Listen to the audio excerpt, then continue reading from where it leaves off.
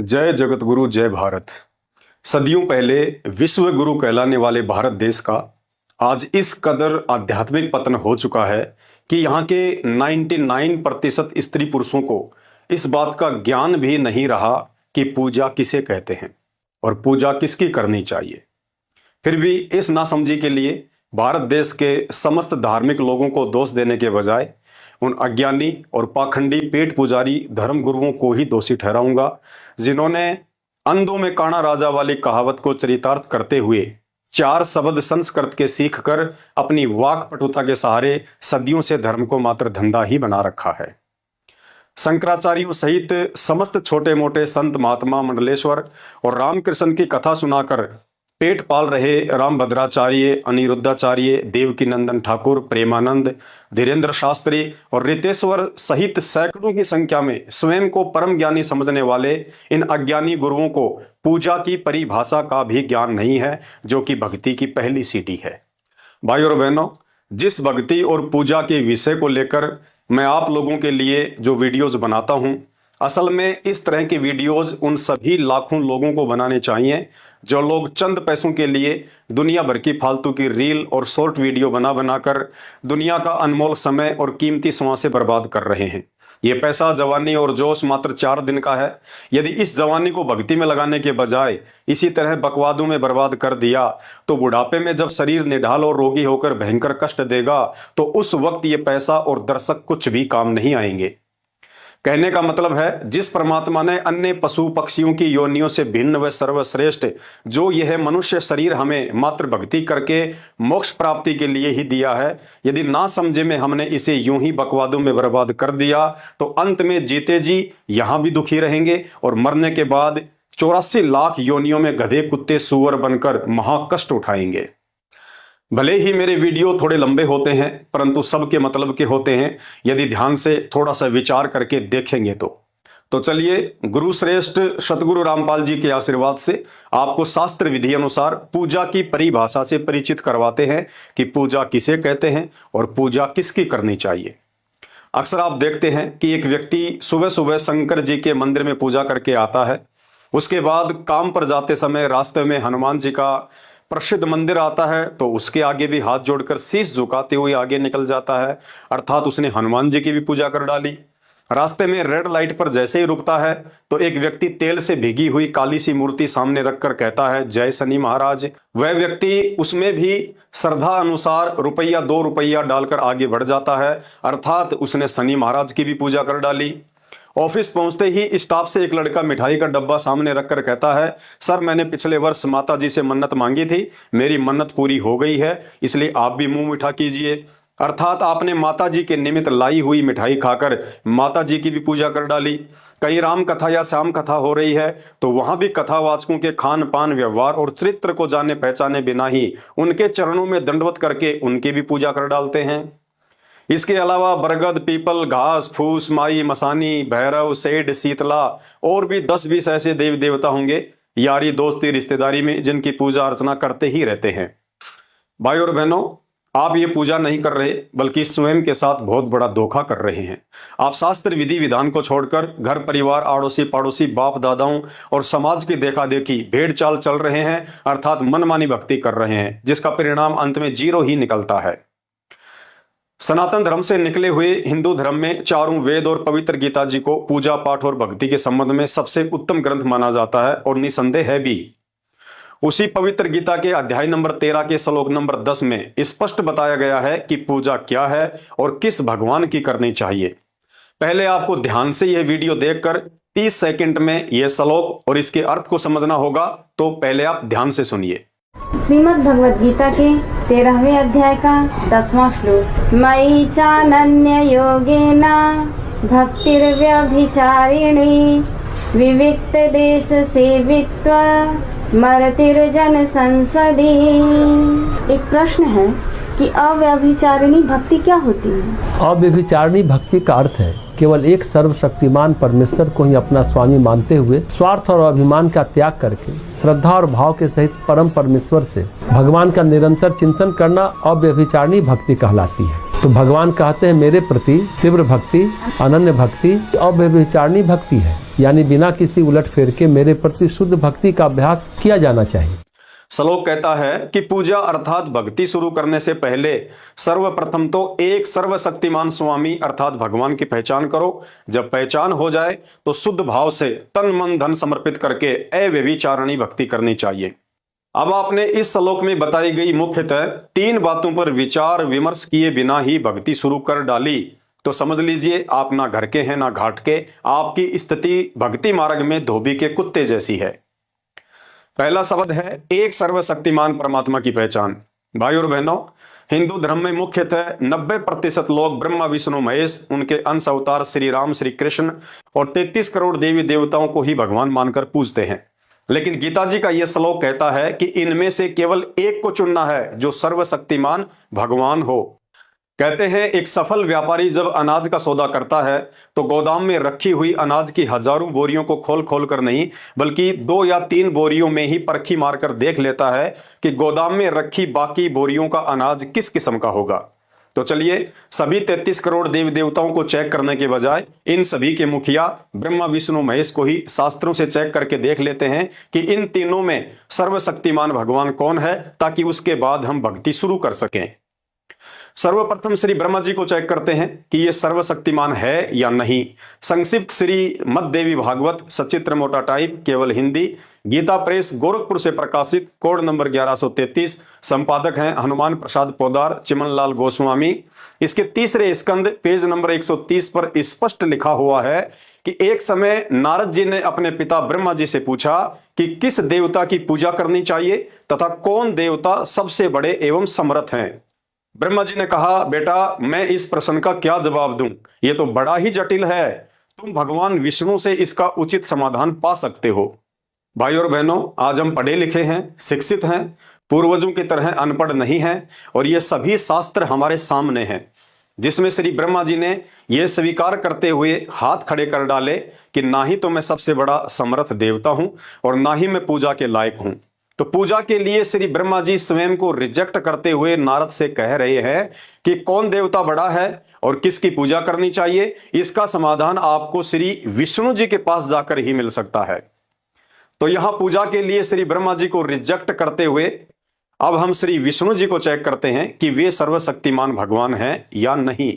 श्रीमद देवी भागवत सचित्र मोटा टाइप केवल हिंदी, गीता प्रेस गोरखपुर से प्रकाशित, संपादक श्री हनुमान प्रसाद पोदार चिमनलाल गोस्वामी, पहला स्कंद पेज नंबर 44। स्पष्ट लिखा हुआ है कि एक समय ब्रह्मा जी श्री विष्णु जी से मिलने के लिए गए तो देखा कि श्री विष्णु जी महान तप कर रहे थे, उनकी समाधि लगी थी। यह देखकर ब्रह्मा जी को बड़ा आश्चर्य हुआ। ब्रह्मा जी ने श्री विष्णु जी से पूछा, प्रभु आप देवताओं के अध्यक्ष जगत के स्वामी, फिर आप क्यों तपस्या कर रहे हैं और किस देवता की आराधना में ध्यानमग्न है? मुझे असीम आश्चर्य तो यह हो रहा है कि सारे संसार के शासक होते हुए भी आप किसकी समाधि लगाए बैठे हैं।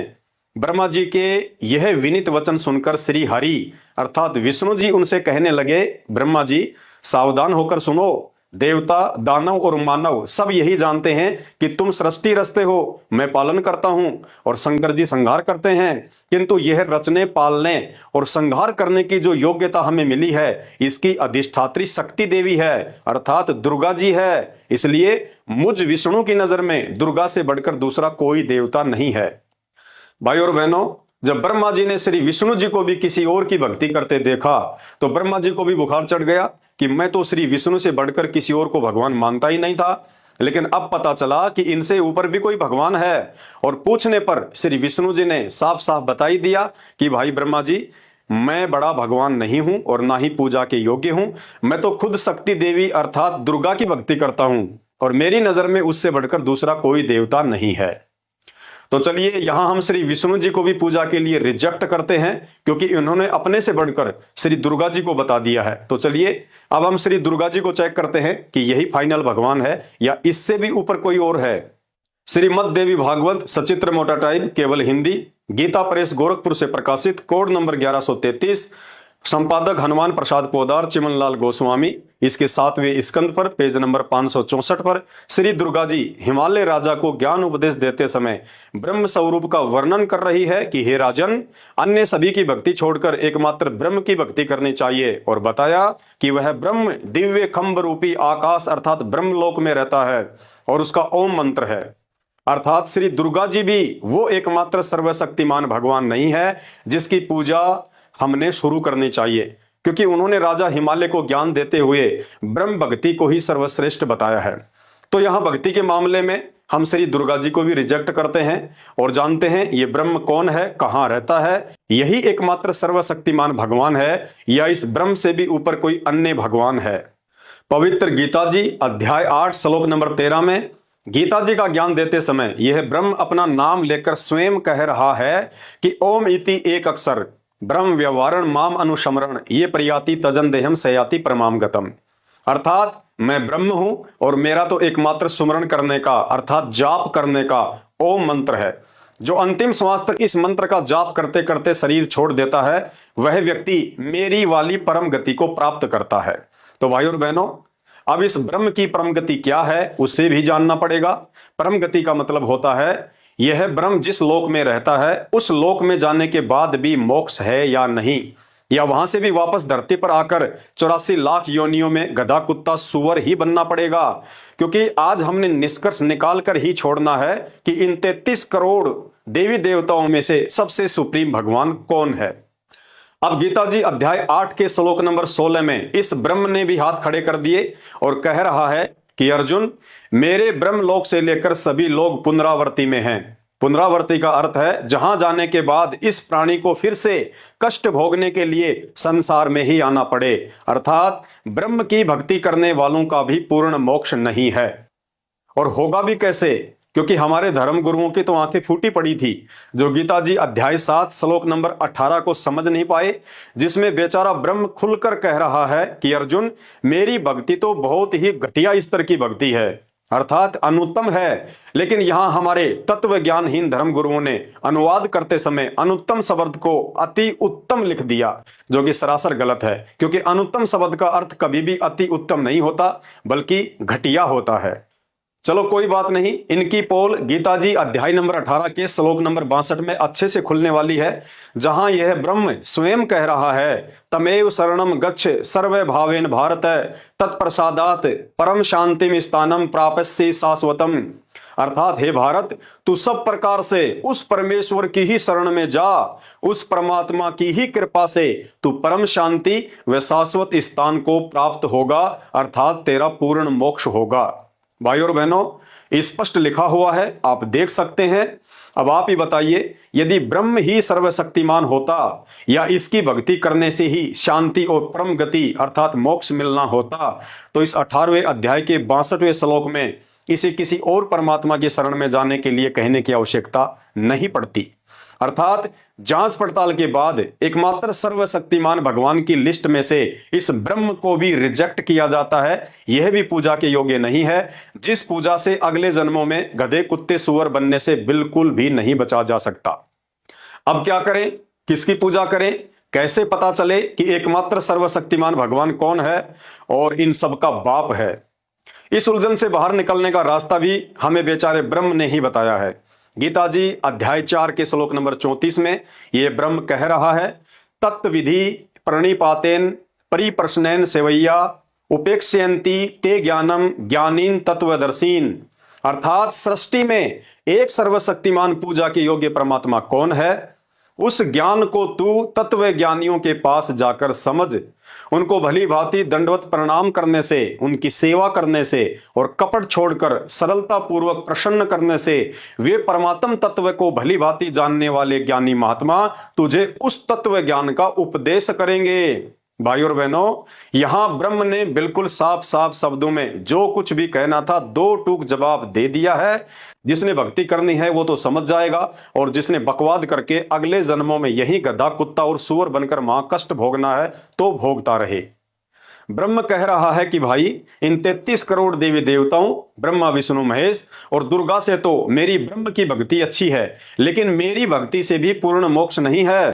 अर्थात कुछ समय मेरे ब्रह्मलोक में रहकर तुम्हें फिर नरक में और धरती पर गधे कुत्ते सुअर बनने के लिए जाना ही पड़ेगा। यदि तू वास्तव में भक्ति करके पूर्ण मोक्ष चाहता है तो भाई किसी तत्वदर्शी संत की शरण में जा, उसके सत्संग सुन, उसको दंडवत प्रणाम करके सरलता पूर्वक भक्ति और भगवान के बारे में सवाल कर, कपट छोड़कर उसकी सेवा कर। वो तत्वदर्शी महात्मा ही तुझे 84 लाख योनियों के महाकष्ट से बाहर निकलने का रास्ता बता सकता है। दूसरा सृष्टि में कोई समाधान नहीं है। भाई और बहनों, अब आप 2, 5, 10, 15 जितने भी दिन का समय लेना चाहो ले सकते हैं। मैं पवन दास, उसी तत्वदर्शी संत का अदना सा शिष्य, आप लोगों की आंखें खोलने के लिए 1 करोड़ रुपए नगद इनाम की घोषणा करता हूं। यदि वर्तमान में आप संत रामपाल जी महाराज जी के अलावा धरती पर किसी भी एक ऐसे संत महात्मा का नाम बता दो जो वास्तव में तत्वदर्शी संत हो, या उसके नाम से पहले उसके अनुयायी तत्वदर्शी शब्द का प्रयोग करते हो, या धरती पर किसी भी संत को तत्व ज्ञान हो, या गूगल पर भी हिंदी या अंग्रेजी में तत्वदर्शी संत लिखकर सर्च करने के बाद संत रामपाल जी भगवान के अलावा किसी दूसरे संत का नाम आता हो कि वो भी तत्वदर्शी है, तो निसंकोच होकर मुझ पवन दास से आप अपना इनाम प्राप्त कर लेना। तत्वदर्शी संत रामपाल जी भगवान के अलावा आज धरती पर दूसरा कोई भी संत महात्मा या शंकराचार्य नहीं है जो हम 84 में फंसे हुए मंदबुद्धि इंसानों को बाहर निकलने का पूर्ण ज्ञान और समाधान बता सके। जिस तत्वदर्शी संत सतगुरु रामपाल जी भगवान को धर्मशास्त्र व अध्यात्म की नासमझी के चलते आप लोग हल्के में ले रहे हैं, उनके चरणों में शीश झुकाकर भक्ति करने के लिए तो साक्षात ब्रह्मा विष्णु महेश भी तरसते हैं। लेकिन उनका दुर्भाग्य है कि वो देवता बनकर इस ब्रह्म अर्थात काल की 84 लाख योनियों के चक्कर में फंसे पड़े हैं, क्योंकि मोक्ष की प्राप्ति केवल मनुष्य शरीर में ही संभव है, देव शरीर में नहीं। इतनी बात तो हमारे ज्ञानहीन अन्य धर्मगुरु भी अपने कथाओं में चिल्लाते रहते हैं कि मानव जन्म अनमोल है, मानव जन्म अनमोल है। तो भाई और बहनों, 3 मुख्य बातों में से सबसे पहली बात थी एक सर्वशक्तिमान परमात्मा की पहचान। तो पहचान के लिए ब्रह्म ने हमें तत्वदर्शी संत की ओर इशारा कर दिया है, अतः उसके लिए आपने YouTube पर तत्वदर्शी संत रामपाल जी भगवान के द्वारा बताई गई सृष्टि रचना के वीडियो देखने व समझने होंगे। दूसरी मुख्य बात है उस एक सर्वशक्तिमान भगवान की पहचान के बाद शुद्ध भाव और तन मन धन से समर्पित होकर उसकी भक्ति करना। अब विचारणीय बात यह है कि भक्ति करने वाले व्यक्ति के विचारों में और तन मन में शुद्धता तो उसी वक्त संभव है जिस सर्वशक्तिमान भगवान की वो भक्ति करेगा। उस भगवान का तन मन और विचार कितने शुद्ध हैं, क्योंकि पूजा करने से उस इष्ट के विचार हमारे अंदर स्वतः ही आने लगते हैं। जैसे उदाहरण के लिए आप किसी नशेड़ी व्यक्ति की संगति करेंगे तो कुछ समय बाद नशा करना आपकी आदत हो जाएगी। आप किसी चरित्रहीन व्यक्ति की संगति करेंगे तो कुछ दिनों के बाद स्वतः ही आपकी सोच भी गंदी हो जाएगी। तो चलिए एक बार शुद्ध विचार और तन मन की पवित्रता को लेकर भी हम श्री ब्रह्मा विष्णु महेश जी को शुरू से ही चेक करते हैं कि ये तीनों देवता चरित्र और शुद्ध विचारों के मामले में कितने पाक साफ हैं। श्री ब्रह्मा जी के चरित्र के विषय में जानकारी हमें श्री मत्स्य महापुराण से मिलती है। श्री ब्रह्मा जी रजोगुण के स्वामी हैं, अर्थात तीनों देवताओं में से सबसे ज्यादा विषय वासना श्री ब्रह्मा जी के अंदर पाई जाती है, और इसी रजोगुण के कारण साफ सुथरे चरित्र के मामले में श्री ब्रह्मा जी फेल हो जाते हैं। मत्स्य महापुराण सचित्र हिंदी अनुवाद सहित 3रा अध्याय, page number 22, code number 557, Gita Press Gorakhpur से प्रकाशित।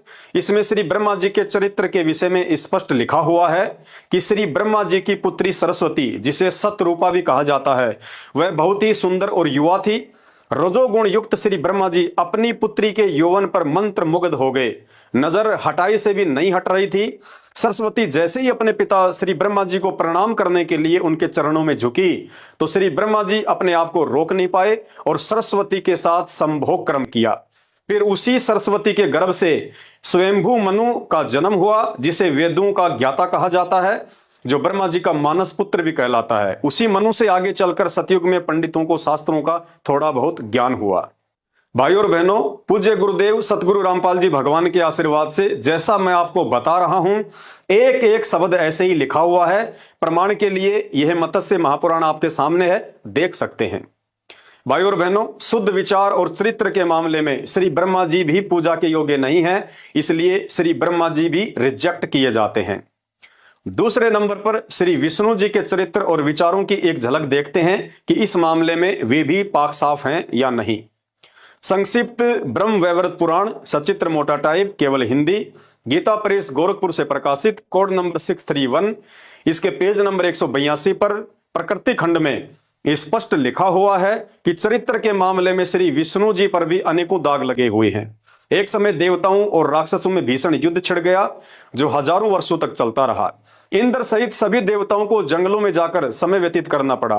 फिर सभी देवता जमा होकर श्री शंकर जी के पास गए, लेकिन शंकर जी भी राक्षसों को पराजित ना कर सके। अंत में देवी भगवती से प्रार्थना की गई। देवी भगवती अर्थात दुर्गा ने अपने सारे अस्त्र शस्त्र चला लिए, परंतु शंखचूड़ राक्षस को पराजित नहीं कर सकी।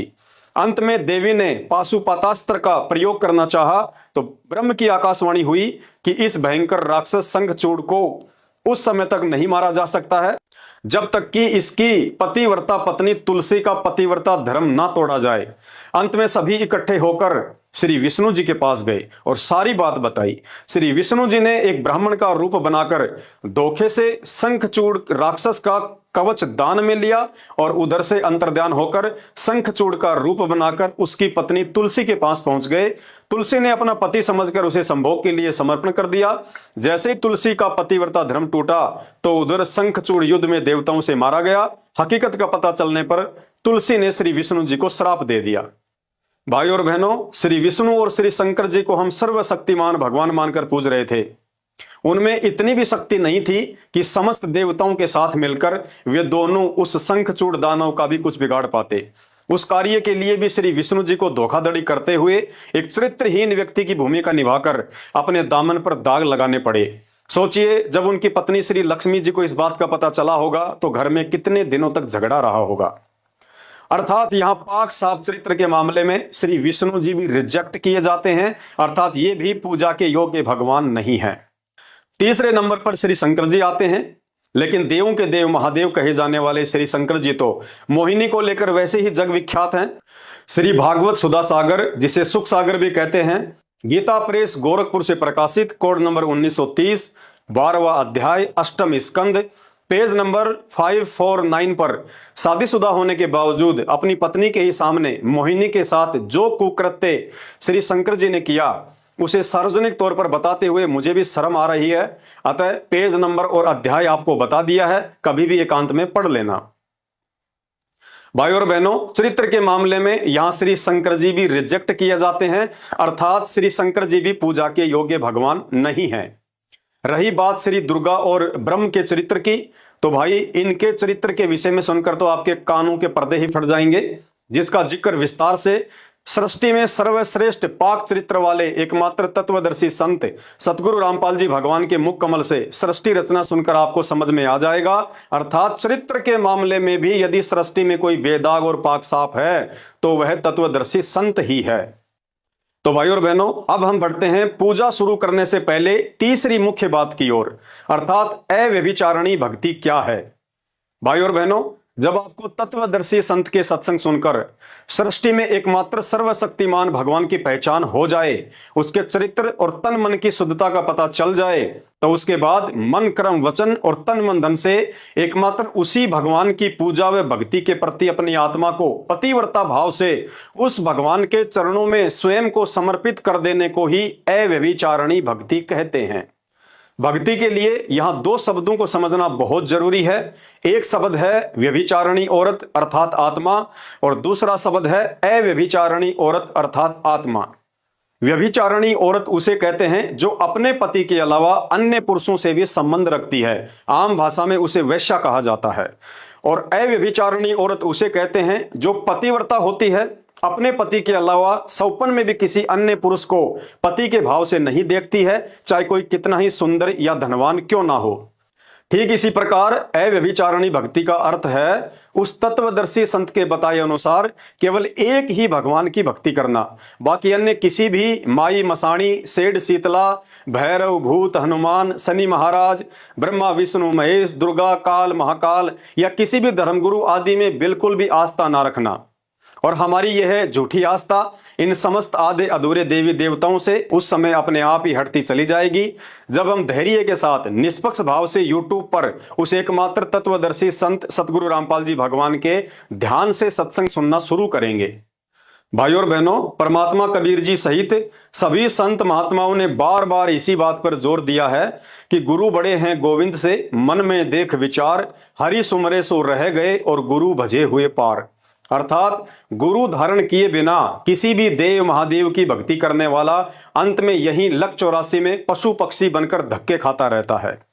फिर कहा है, 7 दीप 9 खंड में गुरु से बड़ा ना कोई, भगवान करे ना कर सके, गुरु करे सो होय। अर्थात इस सृष्टि में गुरु से बढ़कर किसी भी भगवान को समर्थ और पूजनीय नहीं बताया गया है, क्योंकि गुरु के बिना ना ही तो भक्ति बन सकती है और ना ही यह प्राणी मुक्ति का अधिकारी बन सकता है। इसी बात को ध्यान में रखकर त्रेता युग में श्री रामचंद्र जी ने भगवान होते हुए भी श्री वशिष्ठ जी को अपना गुरु बनाया और द्वापर युग में श्री कृष्ण जी ने भगवान होते हुए भी श्री दुर्वासा जी को अपना गुरु बनाया। फिर आप और हम कलयुग के 2 कौड़ी के इंसानों की क्या औकात है जो बिना गुरु के भक्ति सफल कर लेंगे। अतः सभी हिंदू मुस्लिम सिख ईसाई भाई बहनों से प्रार्थना है, ईमान गुमान, पद प्रतिष्ठा, धन दौलत, जोश जवानी, यारी दोस्ती, जान पहचान, नेता नांगड़े और कार कोठियां मुश्किल से सिर्फ इसी जीवन तक के साथी हैं। मरने के बाद इनमें से एक भी ना ही तो आपके साथ जाएगा और ना ही आपके कर्म कुकर्मों में भागीदार होगा। आपकी करनी फिर अगले जन्मों में गधे कुत्ते सुअर बनकर आपने स्वयं ही इन गलियों में नंगे भूखे प्यासे रहकर भोगनी पड़ेगी। भाइयों और बहनों, इन समस्त कर्म कुकर्मों का झंझट तत्वदर्शी संत की भक्ति के बिना इस सृष्टि में दूसरा और कोई नहीं है जो समाप्त कर सके। इसलिए नादानी छोड़ो और फालतू के काम धंधों से समय निकालकर तत्वदर्शी संत सतगुरु रामपाल जी भगवान के YouTube पर सत्संग सुनिए और इस मानव जन्म को सफल कीजिए। धन्यवाद। बंदी छोड़ सतगुरु रामपाल जी भगवान की जय हो।